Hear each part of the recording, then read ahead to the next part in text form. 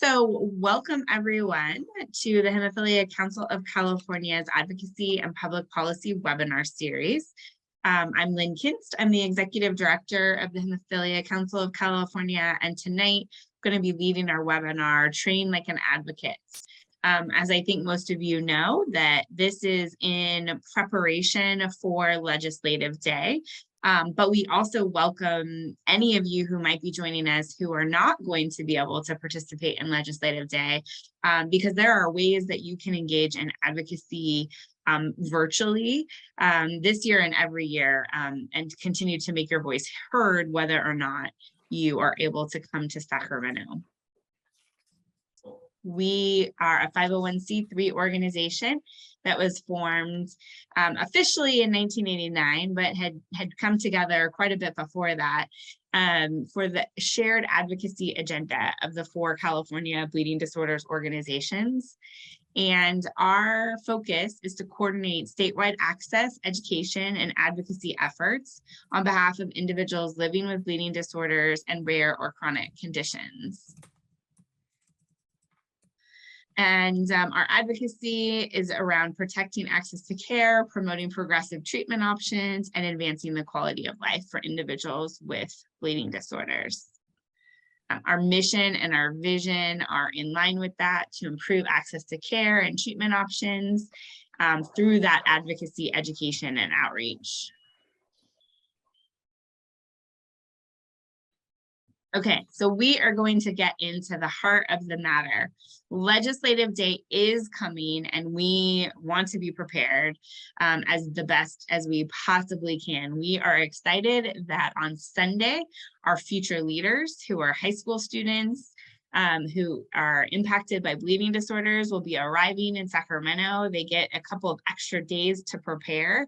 But for the rest of folks that are coming in the morning, the night before or the morning of Legislative Day, we wanted everyone to have an opportunity to hear a little bit about the issues that we're going to be discussing in advance.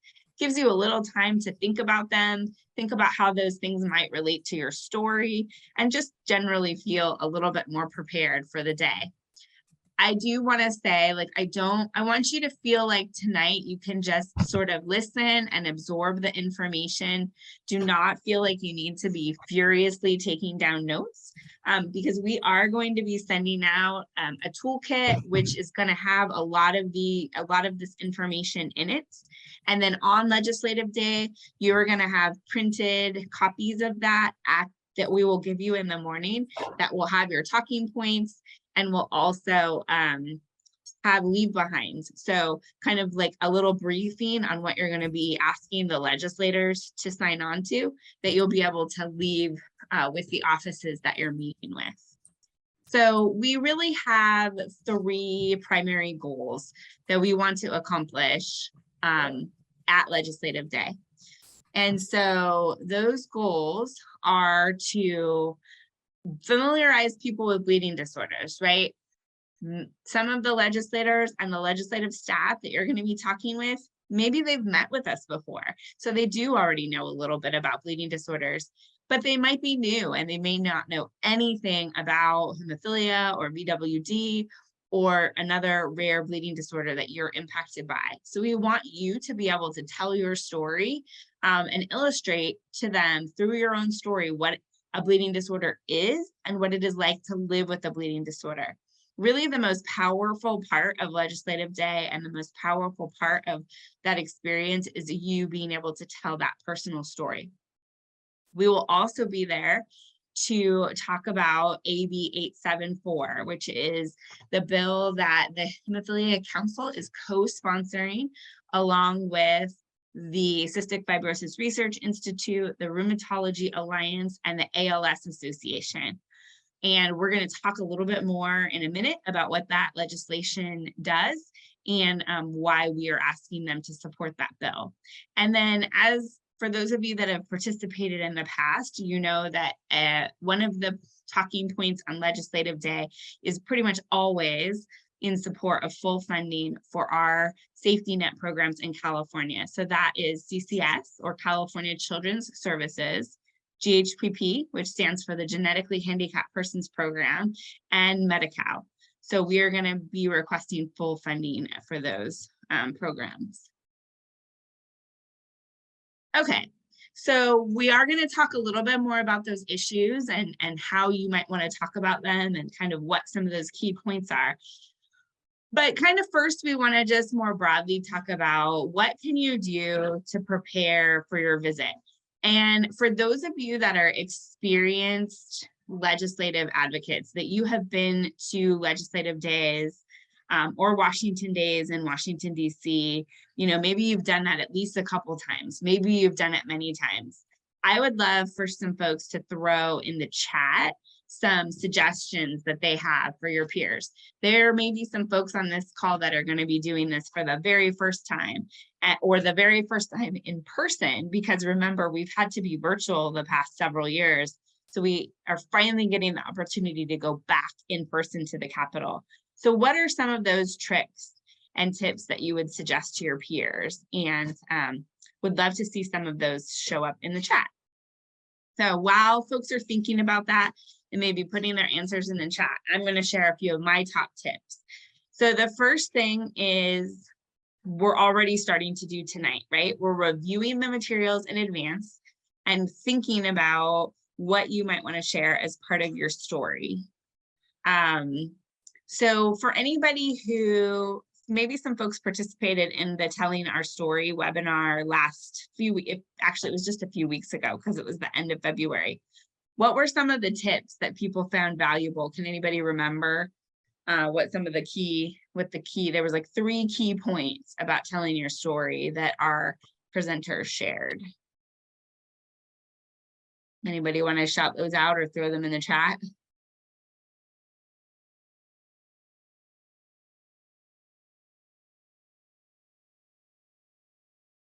So I can't remember what order they were in, but I think one of them was, oh, here we go.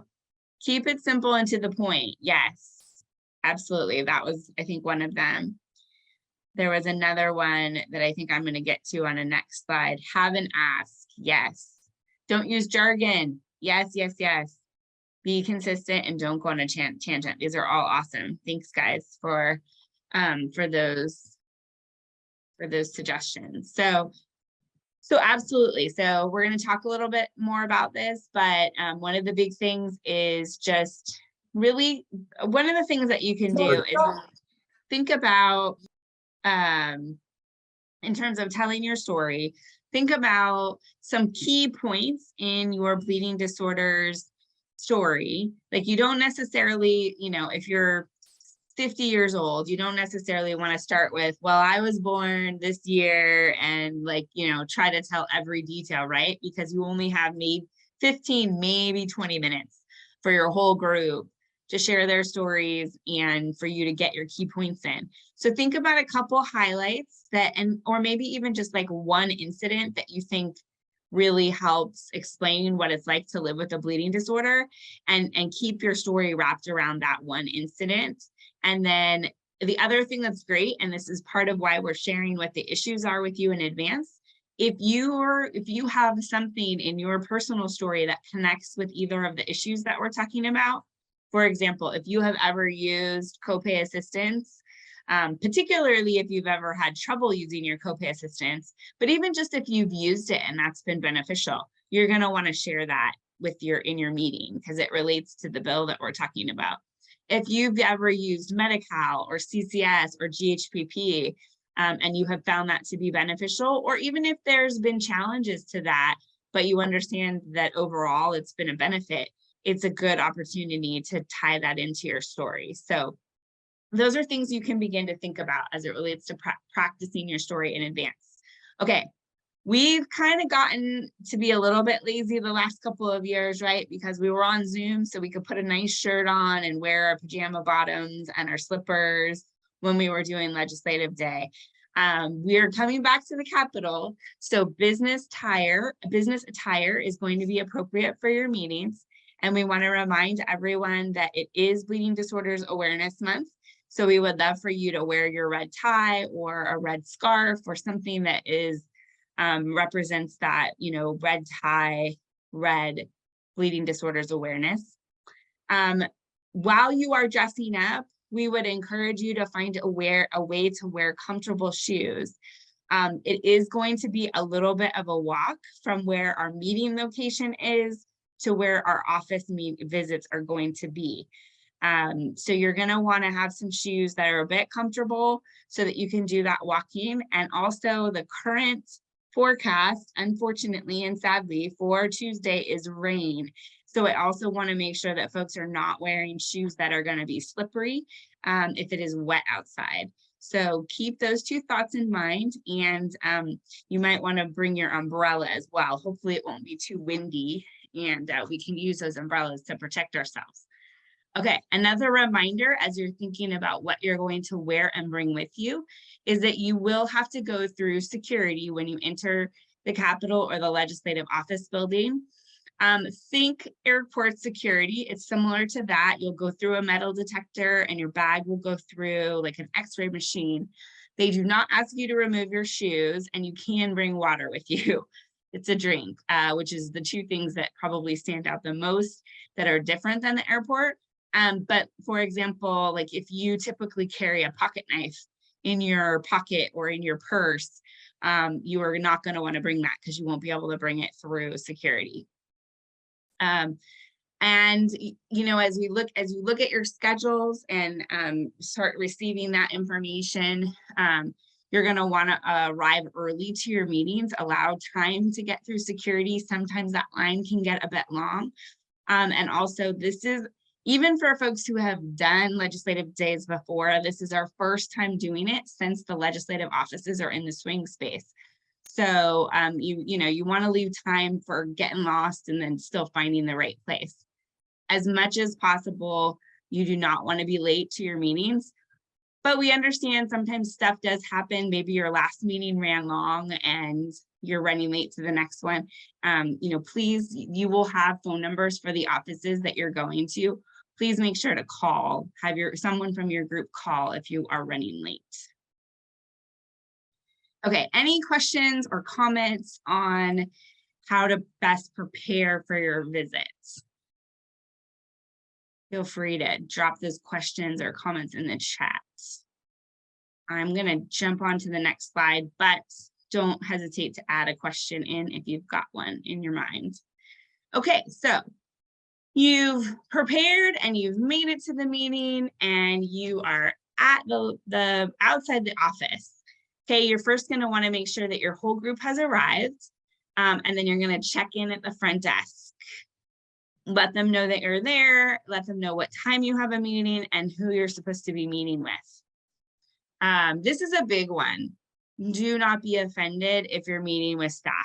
Probably, we actually had a fairly high response of legislators indicating that they were going to take the meetings themselves. I would say maybe about a fourth of them at this point that we have scheduled so far. We are scheduled to meet with the legislator. That could change, however. The schedule in the Capitol changes quickly. Committees run longer than expected, or you end up having to go present on a bill. All kinds of things can happen. So even if you're scheduled to meet with the legislator, it's possible they will get pulled away and you may need to meet with staff. If you're scheduled to meet with staff, it's possible the legislator will walk through and see that there's some constituents there and talk to you. So it can go both ways, but do not be offended if it is staff. Everyone has very busy schedules. We are in the Capitol on a day that a lot of committees are going to be meeting, and members have to be at those committee meetings to vote on bills. And often the staff member has more expertise in a specific policy area because the legislator has to know about everything. And sometimes the staff members are going to be assigned specific policy areas. And so hopefully in most cases, we will be meeting with the staff member that specializes in health. But if not, just see that as a great opportunity to educate that staff person about our issues. You're going to start your meeting with introductions. When you get your schedule for your meetings, it will be identified which meetings you're attending where you're the constituent and which meetings where you're attending as more of a supportive role. So the constituent should always take the lead and go first, but everyone in the meeting can introduce themselves. And it's good to ask if they know anything about bleeding disorders.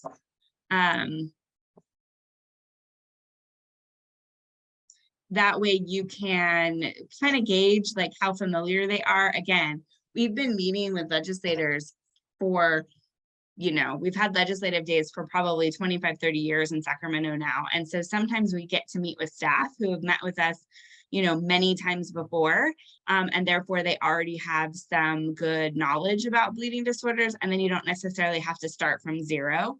But if they aren't familiar, then you want to make sure that they understand what you're talking about.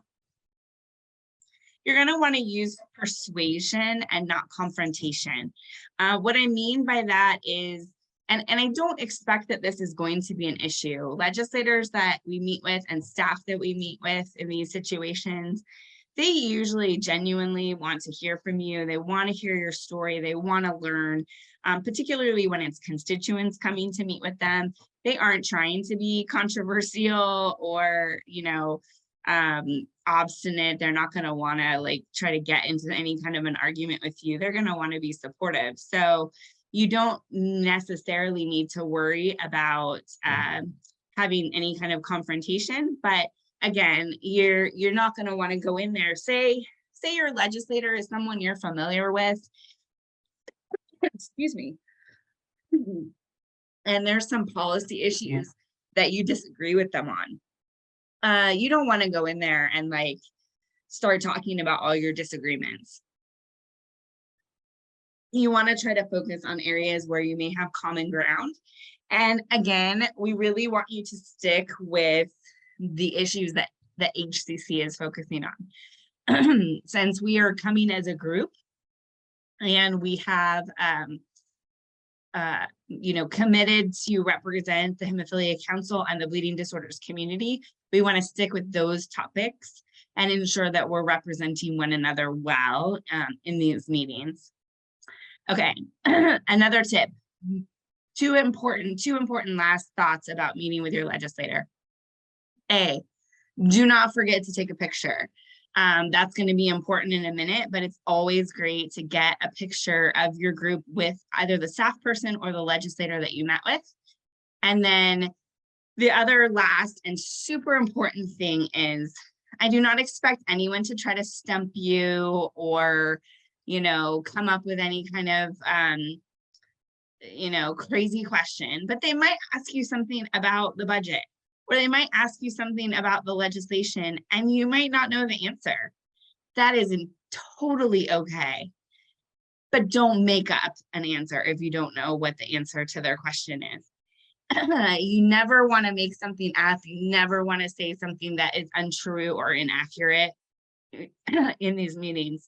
So if they ask you a question and you don't know the answer, you can just say, you know what, that's a great question. I'm not sure, but I'm going to write that down and we will get back to you with the answer. And then you bring that question back to me or to Andrea. There'll be folks, there waiting for you in the room. Let us know which legislator it was and what the question was that they asked, and we will be sure to follow up with them with an answer to their question. All right, does anybody have any questions or comments about meeting with your legislator? Anything that you want to add to this information?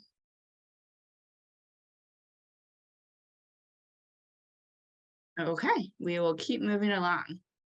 So again, just a couple of points to keep in mind. Legislators and staff are people too.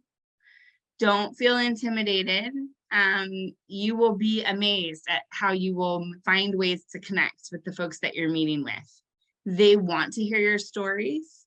For a lot of staff, this is and members as well, this is the part of their job that's really fun, is meeting and hearing from so many different people. But be concise. That means, kind of try to keep your story simple and not very long. And don't forget to ask for what we want at the end. I actually had an opportunity to chat with my state senator, Roger Nilo, a couple weeks ago at an event, and we were talking about legislative day coming up and how some of us were going to be coming to ask him for a meeting and to see him. And he said, tell your advocates, about half the time people forget to make the ask at the end of the meeting. So we are going to talk about what those asks are, but don't forget to specifically ask for their support before you leave. Okay, so we talked about the 3 goals of these meetings, right? So the first one is to help make sure that they understand what bleeding disorders are. So we're going to encourage you to explain it in simple terms, avoid jargon and acronyms, and personalize the explanation of bleeding disorders by telling your story.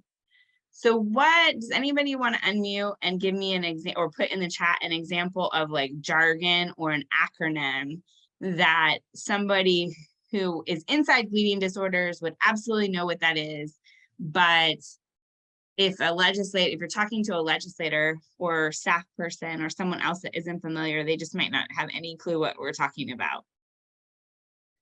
Can you think of some examples? HCC, thank you, Karina. That's a perfect example, right? We just throw that around and assume that people know what it means. Infusion, they might know what an infusion is, but that's definitely like a more technical term. Sometimes we will say, yeah, factor. I was going to say, sometimes we will say, there's a couple of ways that comes out, right? Sometimes we'll say, oh, I'm giving myself factor. Well, we all know what that means in bleeding disorders community, but legislators are not going to know what that means. And then the other thing is sometimes people will say, oh, I have factor 5 deficiency, or I have factor 8, or I have factor 9. Right. And they're really not going to understand what that means either. It's probably better to say, like, I have hemophilia, or I have von Willebrand's, or something along those lines. Someone mentioned in the chat a bleed. Yes, that's great, because I think outside of bleeding disorders and outside of people with VWD or hemophilia, if you say that, people think of bleeding like, oh, I got a cut and it's not going to stop bleeding, right? And that's kind of what I'm talking about here with addressing common misunderstandings. I mean, how many times have we heard of people thinking, oh, if you have hemophilia and you get a paper cut, you're going to like bleed out and die from your paper cut.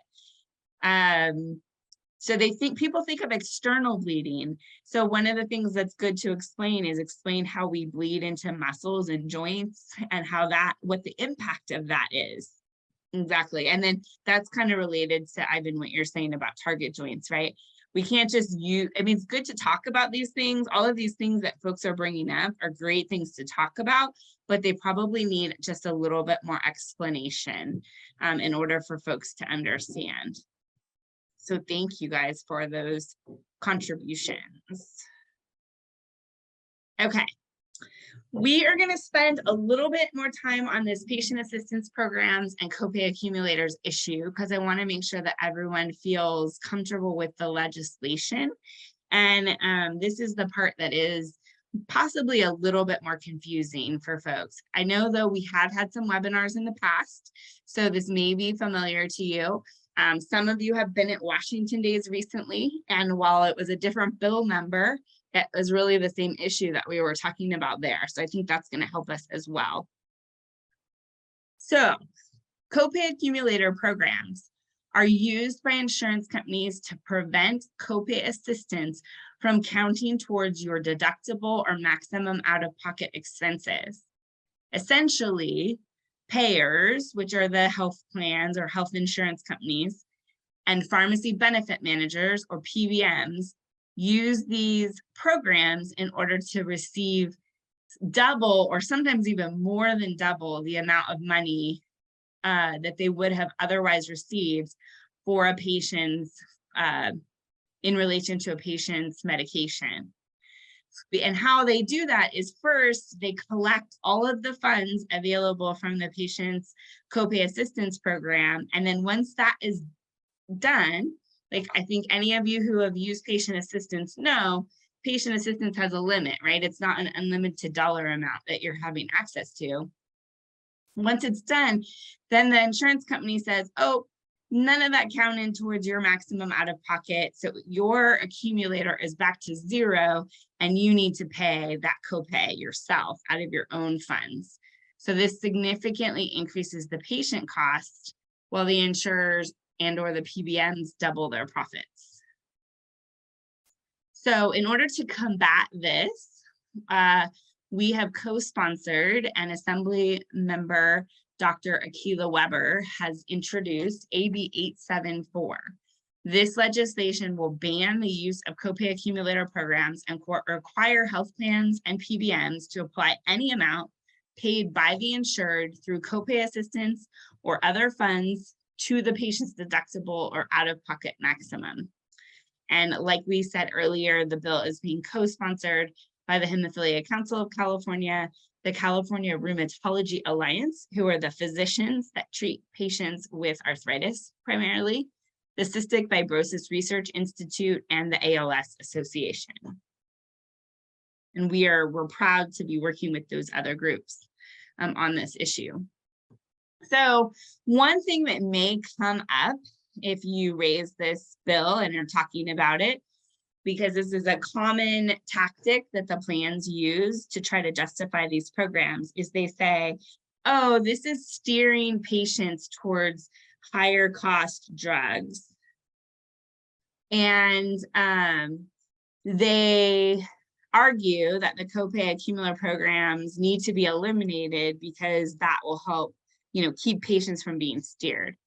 This is a myth for a couple of reasons. Across the nation, only 74% of patients who have, let me get this statistic correct.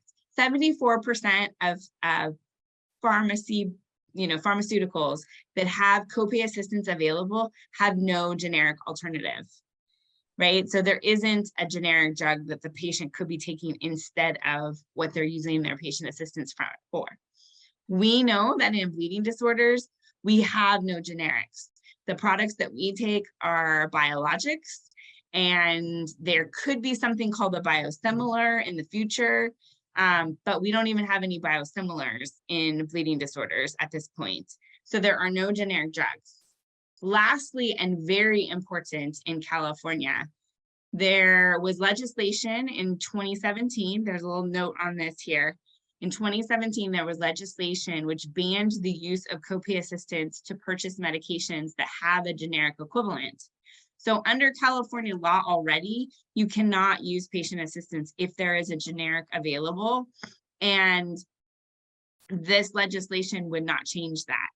This legislation says that we can use copay assistance and that it should count anywhere where it's already allowed under California law to be used. Okay, why are we doing this legislation? Well, unfortunately, there's a growing number of accumulator programs, and now there could be potentially millions of Californians affected by this. So in California now, 50% of the plans that are regulated by California have accumulator adjuster programs in place, and many were added in the last few years with no notification to patients. And so patients are unaware that the practice is happening until they get to the pharmacy counter and they realize that they have to, pay this full price, like where their assistance has run out and now they're being told they still owe money to get their medication, which forces people to walk away without their life-saving medication. And we know in the bleeding disorders community how important it is to stay compliant. So this graph could be a little scary to look at, and I'm not going to try to take you through every single column, but what I want you to see, and this is just a scenario, it's a potential example of how this might work in certain instances, but this is the takeaway. I want you to look at those columns all the way on the right and see the total collected and who's paying it, right? So the top chart is the scenario, is a plan without a copay accumulator program. In that situation, the copay assistance pays $7,200 over the course of the year, And the consumer pays like a little over $1,300, which means that $8,550 has been paid on behalf of that patient towards their pharmacy costs.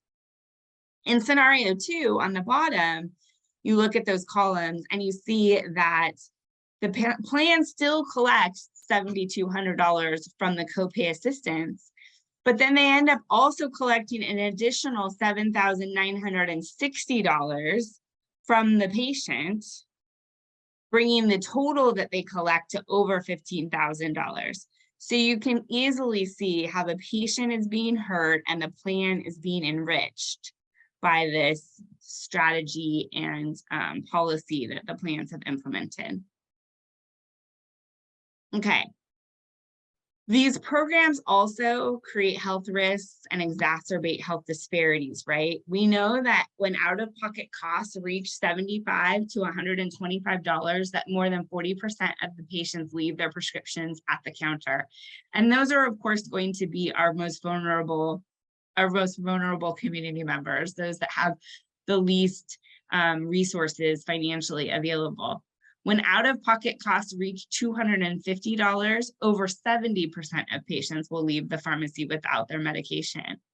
So whenever folks cannot afford their medications, it will cause them to delay treatment, skip doses, and again, we know in particular in our community what that's going to lead to, right? That's going to lead to more bleeds, more likely more ER visits, more joint damage, potentially costly ER visits and hospitalizations, as well as the potential for like long-term impacts, right? The more joint damage you have, the more likely you're going to need, a joint replacement later, which is going to be a whole lot more cost. And of course, a lot more pain and suffering for the patient and their family.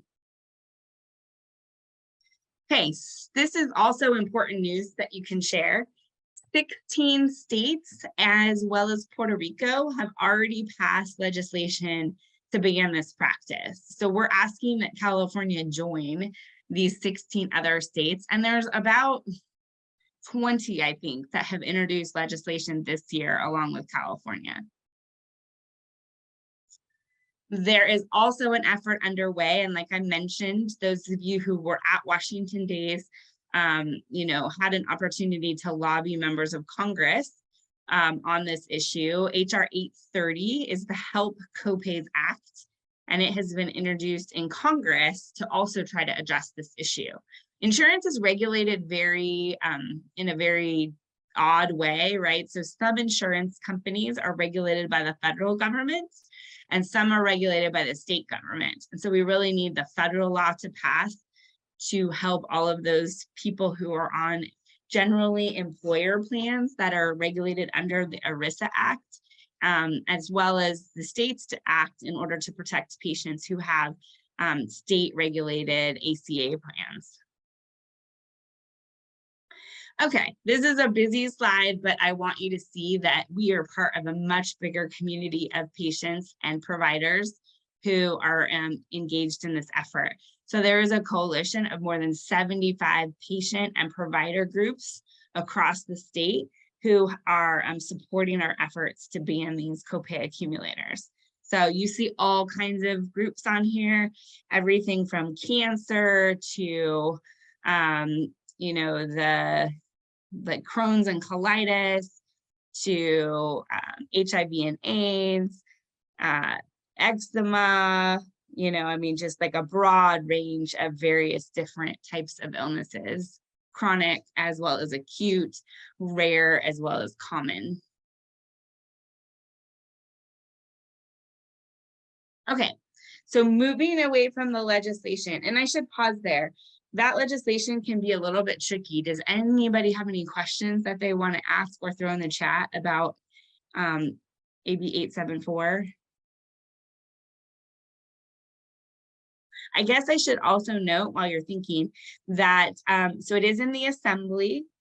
It has been referred to the Assembly Health Committee, and because it impacts the health insurance plans, it's had to go through a special review process We are waiting for what is called the CHBRP analysis to come back. And when that comes back, then it can be heard in committee. So we aren't expecting it to be heard in the Assembly Health Committee until the end of April, probably on April 25th, most likely. So while we are here next week in the Capitol, we're going to be talking about it to everyone, but we will flag for you specifically if the member you're talking to sits on Assembly Health Committee, because they're going to be the first ones to see the bill. Oh, that's a good question as well, Muriel. If it's passed, will it go into effect immediately? So it does not have what's called an urgency clause in it. You have to have a 2/3 majority to have any bill with an urgency clause, which causes it to go into effect as soon as it's signed. It would go into effect January 1 of next year, from whenever it obviously has to go through the Assembly and the Senate and get signed by the governor, and then that process has to be concluded, if it, assuming it were to go all the way through it, by like the middle of September, middle to end of September, and then it would go into effect January 1 of next year. Okay, so, oh yeah, it's a really great point, Rigo. Well, and I'll say two things. Rigo said in the chat, if anyone's still having trouble understanding what a copay accumulator is, it's okay to still be confused, and please speak up and ask questions. I would also encourage you can ask questions when you're in your groups on Tuesday, if you're still feeling a little confused. And then I would also remind everyone who's participating, don't feel overwhelmed. Like, we're not sending anyone to a meeting by themselves. There will be a more experienced advocate in every single group. And so if you don't feel super comfortable talking about the copay accumulator issue, then you can tell your story and you can ask someone else in the group who's more comfortable with the copay accumulators to talk about it in your meetings. So not everyone will have to speak to this in their meetings. Okay, so the last issue that we're going to talk about in terms of what we're going to share in our meetings is full funding for CCS, GHPP, and Medi-Cal. So the governor's budget is recommending full funding for all three of these programs. These programs are critical because they are the safety net for patients in our community. So CCS covers children up to age 21, so up to but not including age 21, who have, and there's a long list of conditions that are covered under CCS. Genetically Handicapped Persons Program covers patients 21 and older, and there is a much shorter list of conditions that are covered. Bleeding disorders, hemophilia, von Willebrand's, related bleeding disorders being on that list, along with cystic fibrosis, sickle cell, and then a handful of other very rare, like sort of neurological and metabolic disorders. Legislators and staff will definitely be familiar with Medi-Cal and most likely familiar with CCS. They may or may not be familiar with GHPP, depending on how much experience they have working in health policy and in the budget. And you don't have to remember the statistic, but it's helpful to help understand why. Medi-Cal has somewhere around, I'm trying to remember what the number is, but literally millions and millions of patients on it. CCS has about 200,000 patients on it. GHPP only has 1,500, and that's everyone, not just people with bleeding disorders who are on GHPP. So it's a much smaller program, and therefore they may or may not be as familiar with it. So that's why it's really great to share your experience, especially if you've ever utilized GHPP. So again, this is where you really want to tie into your story and how having these programs really helps our community to be able to stay healthy, be active, be able to have jobs. I mean, one of the great things about GHPP is because of the way the program is designed, you know, patients with bleeding disorders can pursue career opportunities, jobs, things that they want to do, and not have to be as concerned about what the type of medical insurance that job might be offering, because they can kind of fall back on the coverage that GHPP could provide. So any questions about CCS, GHPP, or Medi-Cal? We're really not asking them to do anything that's not already being done. It is already being recommended for full funding. So we just want them to keep moving forward with that and help them to understand how thankful we are that these programs continue to exist.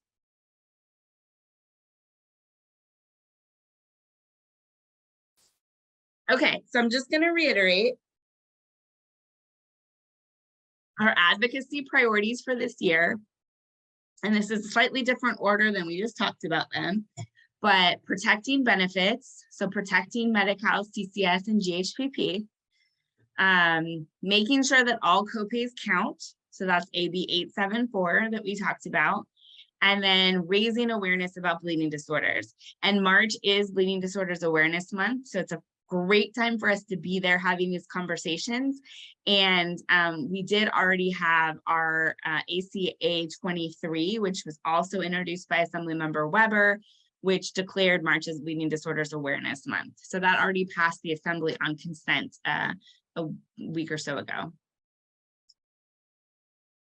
All right, so just a couple more points, and I want you to feel free to speak up if you have questions or anything. Make sure you get those in the chat or get ready with them, because we're just about through all of the material, and I know everybody's been sitting and listening for a while, so I appreciate your bearing with us.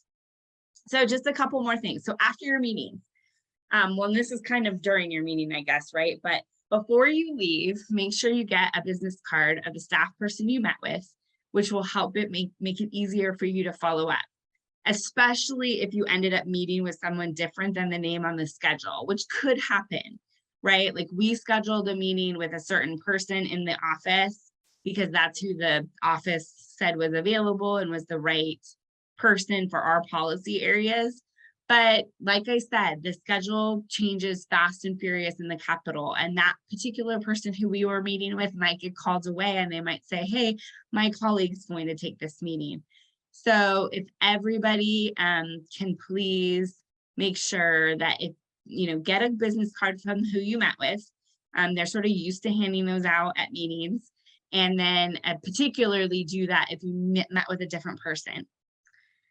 Engage on social media. So one of the ways that we can really expand our efforts and what we're doing on Tuesday is by posting on social media. So if you utilize social media, please take photos and post on social media using the hashtags HCC Legislative Day and All Copays Count.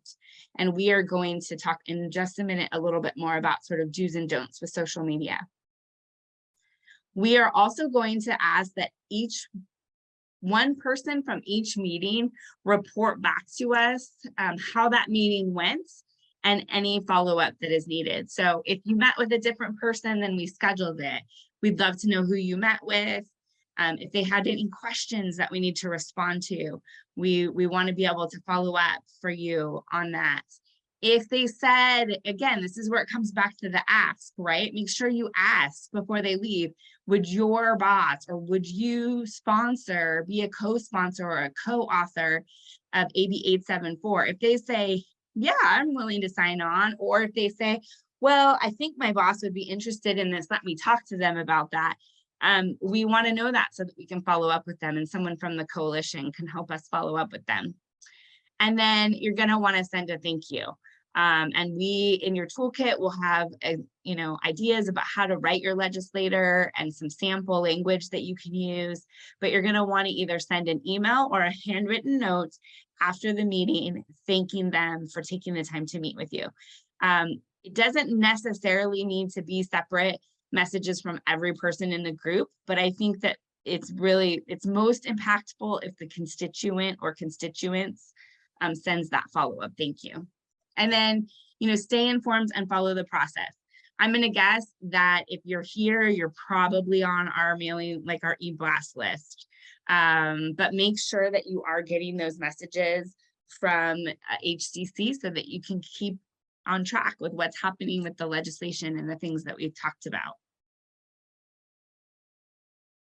And then for those that are participating who are not able to come to Sacramento, there are still ways for you to participate virtually. So you can look up your assembly member and senator, and you can send them an email about the issues that we're talking to them about in person. Again, the toolkit that we're going to send out to everybody who participated or even just signed up for this webinar will have sample language that you can use and just adapt to the fact that you were not able to be there in person, but that you wanted to send them this information. You can also engage on social media using the hashtags, and you can stay informed and follow the process. So real quick, because I want to leave time here at the end for questions, but for just a couple of things on social media, tips and tricks. Okay, always use a photo. If you are in person and you are participating in meetings, take a picture of that meeting and use that in your social media. If you're participating virtually, you can't be in Sacramento, you can take a picture, you know, of yourself with a red tie, or you know, doing an infusion, or anything that you feel comfortable with that sort of tells part of your bleeding to story, use that as your photo. And then if you are not comfortable using a personal picture, there is also a graphic in the toolkit that you can use instead. Follow your legislator on their active platforms. Those typically are Twitter, and I would say some legislative offices use Instagram or Facebook more, one or the other. And then sometimes they're also on LinkedIn. Obviously, you're going to choose to use platforms you're most comfortable with. You might be on all of them, you might be on one of them, you might be on none of them. If you are not active on social media yourself, if you can share that picture with us, then we can share that on our social media platforms. If you are sharing it yourself, please tag us in that so that we can reshare it. Always be respectful in the content of your posts. It does not help us in our cause if legislators feel attacked by anything that we're sharing on social media. And always assume, regardless of your settings, I mean, I encourage you to be wise in the settings, the privacy settings that you use on your own personal social media. But even if you have them set to say friends only or something like that, it's always good that you operate under the assumption that anything you post on social media might be viewed by other people in the public. And then lastly, I would just say, like, again, as part of our toolkit, we do have a social media guide. So check that out for more ideas and suggestions. And I didn't have space on this slide, so I didn't put this in, but if you are active with one of your local chapters, I mean, we have representatives from Central California Hemophilia Foundation, Northern California, Southern California Hemophilia Association of San Diego County. I know we have representatives from all 4 areas, and I'm sure that they would love for you to tag them in any post that you make as well. All right, so again, we want to thank our webinar series sponsors. One question. So should we advocate by telling our personal story or incorporate those issues into our presentation? So Jeremy, that's a great question. But I think it could be either, really. You definitely want to tell parts of your personal story. And if you can relate your personal story to the issues, that's a fabulous way to weave them in. If they don't seem like they connect really well, you can always just like have the constituent share their story and then have somebody else in the group possibly like talk about one or both of the issues. That's kind of a great way to divide it amongst your group, right? Have 1 or 2 people tell their personal story, and then have somebody talk about the legislation, and then have somebody talk about the budget issue.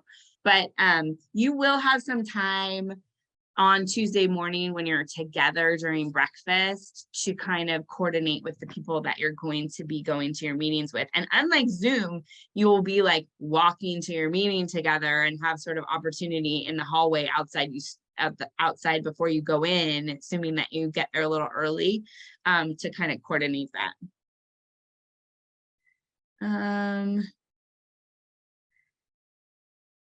Christine, you started to ask a question, but I think it might have gotten, oh, here we go.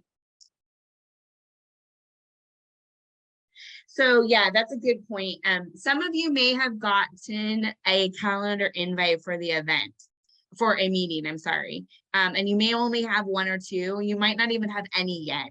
So we've only sent the calendar invites to out to people when you were the actual constituent for the meeting, but you will probably be going to other meetings. And we haven't figured out exactly how we're assigning all the groups yet. So we will add for now, what you have on your calendar is just who you're, if we've scheduled already with your legislator, your assembly member or senator. But on Tuesday morning, you will be given a final printed copy of your schedule and which ones we want you to go to. And then yes, like once the meetings will kind of be on a rolling basis. And so once you're done with your meetings for the day, you will be free to head out.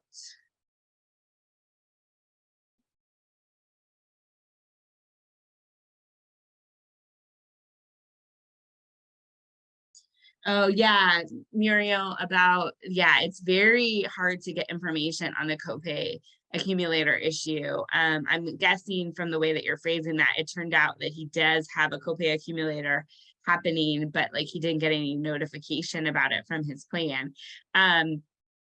First off, I would say have him reach out to me because let's see if we can troubleshoot that together. But also that's definitely something that you guys should share when you're in your meetings, because it's an actual real live story of how it's negatively impacting, someone in your family. So.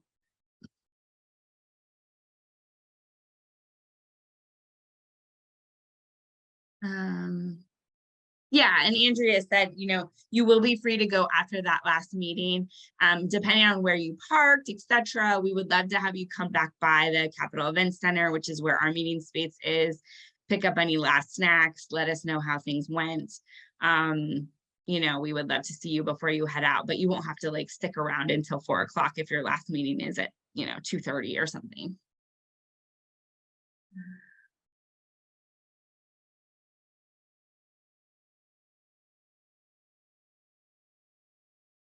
And yeah, great suggestion. Ron suggests if you bring pictures to help share your story, that can be really effective. And this day and age, you can just have them ready to go on your phone and show them that way if you're comfortable with that. But printed pictures are always great too.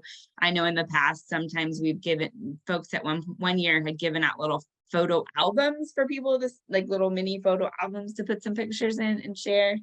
So, absolutely. Okay. I don't think I see any new questions.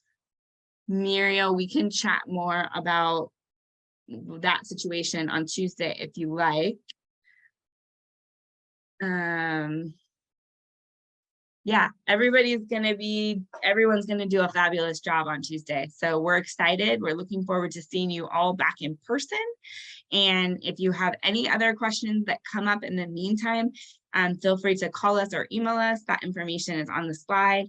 And we will be sending this information out to everyone as well.